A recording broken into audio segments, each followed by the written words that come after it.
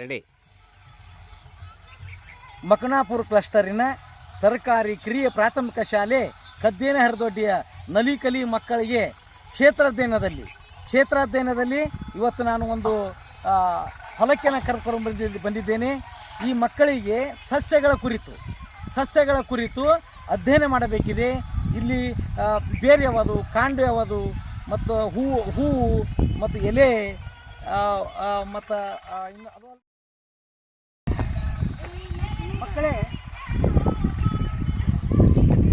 ಮಕ್ಕಳೇ ಈ ಹೊಲಕ್ಕೆ ನಾವೆಲ್ಲರೂ ಬಂದಿದ್ದೇವೆ, ಹೌದಲ್ವಾ?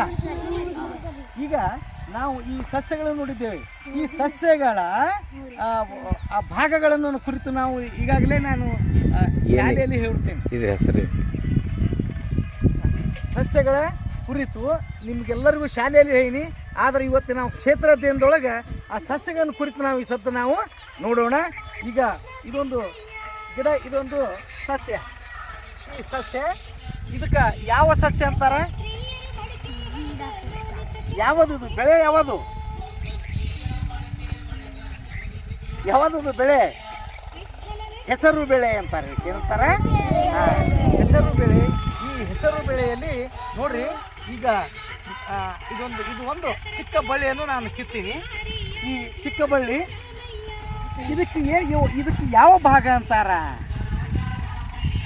ಇದಕ್ಕೆ ಬೇರು. ನೋಡ್ರಿ, ಬೇರು ಈಗ ಈ ಕಡೆ ಹೋಗ್ಯಾವಿಲ್ಲ ಬೇರು.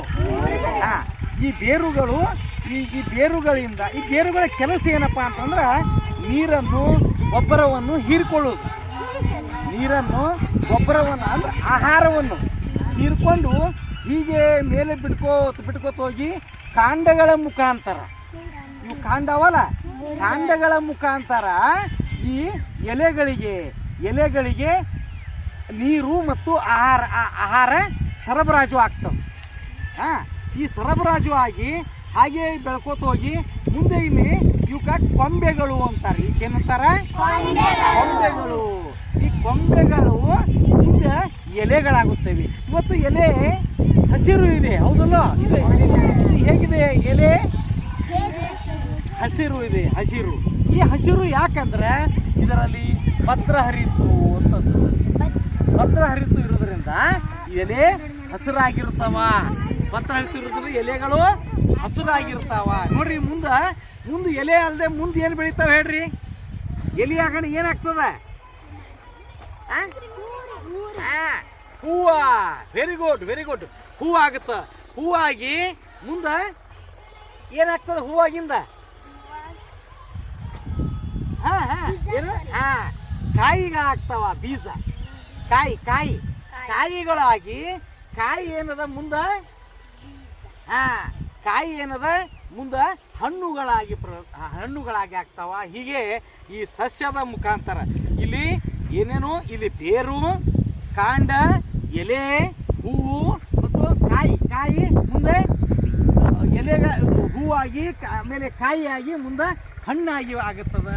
ಇವತ್ತು ಈ ಪ್ರತಿಯೊಂದು ಸಸ್ಯಗಳು, ಸಾಕಷ್ಟು ಸಸ್ಯಗಳು ಇಲ್ಲಿ ನೋಡ್ರಿ, ಅಲ್ಲಿ ಕಾಣಿಸ್ತಾವೆಲ್ಲ. ಆ ಕಡೆ ಎಲ್ಲ ನೋಡ್ರಿ ಕಾಣಿಸ್ತಾವಿಲ್ಲೋ, ಸಾಕಷ್ಟು ಗಿಡಗಳವ. ಇದು ಸಣ್ಣ ಚಿಕ್ಕ ಸಸ್ಯಗಳು. ಇವು ಅವೆಲ್ಲ ದೊಡ್ಡ ಮರಗಳಾಗ್ಯಾವ. ಮರಗಳ ನೋಡ್ರಿ, ಮಾವಿನ ಗಿಡ ನೋಡ್ರಿ, ಇಲ್ಲಿ ಮಾವಿನ ಗಿಡ ಅದ್ರಾಗ ಹಣ್ಣು ಕೊಡ್ತದೆ, ಹೌದಲ್ಲ? ಇದೇ ರೀತಿ ಅದು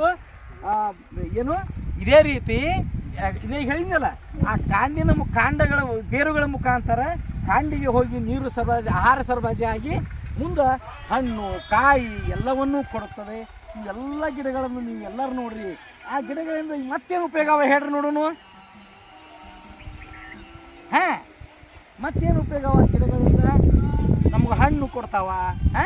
ಮತ್ತು ಅದು ಅಲ್ಲದೆ ಮುಂದೆ ಕಟ್ಟಿಗೆ ಅದಕ್ಕೆ ಬೇಕು ಮನ್ಯಾಗ. ಇದು ಉರಿ ಹಾಕ್ಲಿಕ್ಕೆ ಅಂದ್ರೆ ಒಲಿ.